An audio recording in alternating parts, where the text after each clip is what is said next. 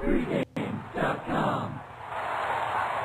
Welcome back to Pregame.tv. Brady Kannon here along with Bryan Leonard, the Tuesday B team. Sans Steve Fezzik this week. He's claiming it's his bye week, so we're going to give him that special pass this week. He's taken a week off from the videos. He has been a real busy man lately.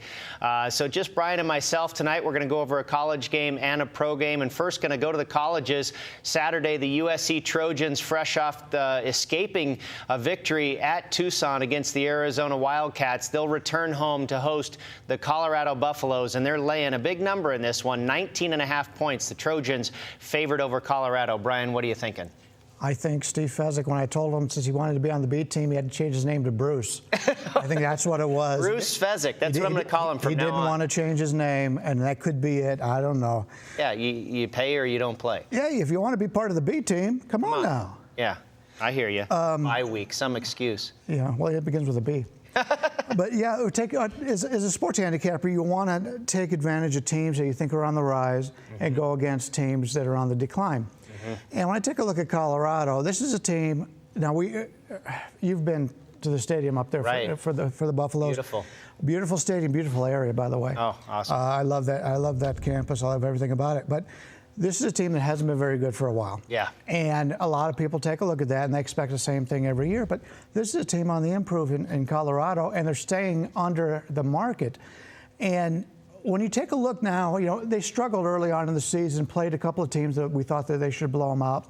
UMass, for one. Right, who turned out to be pretty good. UMass is getting better. This is a team we've been making money on in the MAC.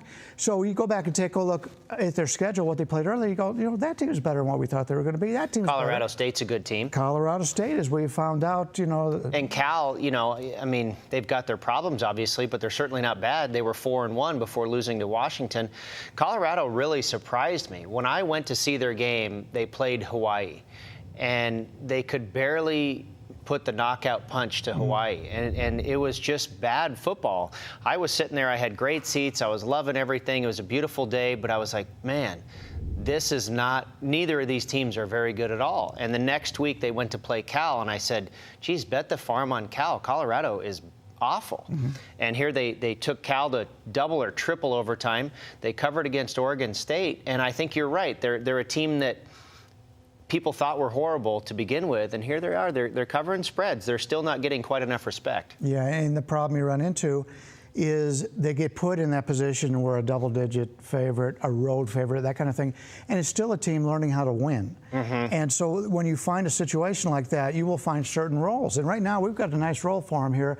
Nothing is expected of them when they're going up to USC. They've never beaten the Trojans. I believe they're 0-8 since they've started playing them. And you got a team in a nice role.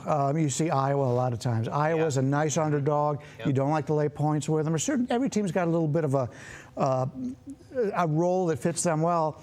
And just the opposite, USC is one of these teams this year that when you expect them to come out with a big game, they don't. You talked about how they escaped last week, missed a field goal at the end of the game. They go into Boston College. Not even competitive at Boston College. Other games they played this year that just did not look well. This is a team that has a ton of talent, USC, but they're having problems putting it all together. They still seem young. They do seem young. They still seem immature. Yes. And, you know, another thing that I think plays into your side looking at Colorado here is, you know, that game that they had with Arizona, an incredibly emotional game, back and forth. And then, you know, the second half, the fourth quarter was incredible.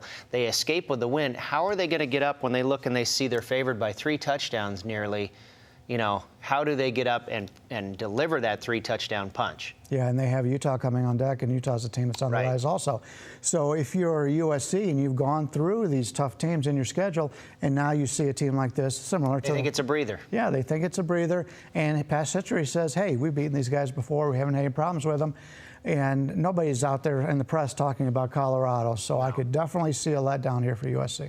You ready to make it official? Let's do it.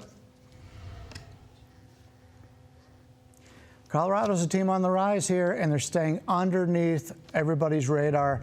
This is a team that had a bye last week, and the coach came out and he said we got a lot of our injured players back. They were able to regain some of their ability to play in this game. He even talked about some of the redshirt freshmen that they had. They gave them a look in practice this week. Wouldn't surprise me to see some new players on the field this week for Colorado, a team that's starting to believe in themselves. You know, I don't want Colorado in a situation where they got to win by double digits. I'd much rather have them in the role where everybody overlooks them, and that's what we're looking at this week against for Colorado against USC, a team that has a lot of great players, a lot of players that won a lot of games in their high school years and just take for granted sometimes who they're playing. USC is not a team I want to lay a lot of points with. This is a team, as Brady pointed out, that doesn't know how to win yet from that standpoint. They're going to win the game. I have no doubt that they'll win this game. But will they win by a margin? I don't see it. I think Colorado, with their passing attack, is in this all the way through. And if you take a look at total yardage on the season, granted USC's played a little bit tougher schedule, but Colorado's actually outgained the opposition by more than what USC has so far this year. Offensively, they're up by like 25 yards over what USC does. Defense, only 13 yards less than USC. And USC's supposed to have a really good defense. Colorado's a team on the rise here. We're getting close to 3 touchdowns here. We'll play Colorado. I'm not going to sprinkle, as our old friend VR would say, but I think Colorado stays in this game all along. It'll be a 7, 10-point game, 14-point final. Glad to take that. We'll take Colorado plus the points here against USC. Sounds good to me. I'm actually going to be going back to Colorado. Get to, let's see, what is it, 2 weeks from now, I guess I get to watch them play UCLA. And that might be a decent test, too. I got to believe UCLA is going to be maybe an 8-point favorite on the road there. That'll be an interesting one. I love Boulder. It's one of my favorite cities. The only thing that depresses me is everybody up there is healthy. They're running, they're riding bicycles. Yeah. And here I am at the McDonald's. So and you talk about Colorado on the rise, and I just don't understand how that school, I mean, we in 1990, they won a national championship. Local guy, Mike Pritchard, you know, one of the real heroes for the Colorado Buffaloes, Rashawn Salam, Michael Westbrook, you know, Cordell Stewart. I'd love to see this program come back, and obviously they've had a lot of scandal, and it just seems to have, you know, devastated that program over the course of the last 15 years. But I don't see how they can't return to glory. I mean, if you can't recruit someone to go to Boulder, Colorado, it's one of the nicest places in the country. It's beautiful. And it's a great school. Yep. It's a top 80, 85 educational school in the country. I mean, you know, it's got everything. Yeah, and you have some connections there. Yeah, we'll see. All right, that's going to do it. We're going to take a look at the NFL. That's next on tap here on the Tuesday Night Videos. Bryan Leonard along with Brady Kannon here. Keep it here. It's pregame.tv.